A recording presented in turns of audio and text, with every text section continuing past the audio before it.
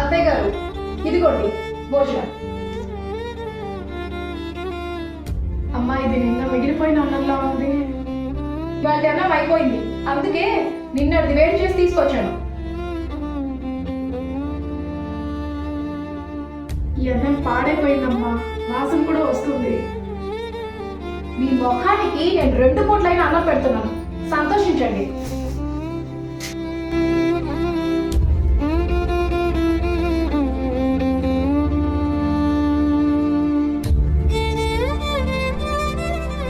అమ్మా బాగా తలనొప్పిగా ఉంది, కొంచెం టీ పెట్టి ఇవ్వమ్మా. ఈ ముసలానికి నేను కనిపిస్తే చాలు ఏదో పని చెప్పడానికి రెడీగా ఉంటుంది. అరే అమ్మ కాల్ చేస్తుంది. అమ్మా ఎలా ఉన్నావు? ఇప్పుడే వంట చేసి కూర్చున్నాను. నువ్వు వంట చేసావా? ఏం చెప్పనమ్మా, నీ వదిన నాకు పాడైపోయిన అన్నం పెడుతుంది.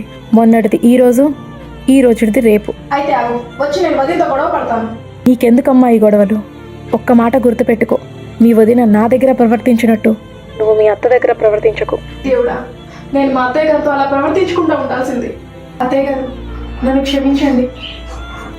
అదేం లేదమ్మా, తల్లి ఎప్పుడు తన పిల్లల మీద కోపం పెంచుకోదు.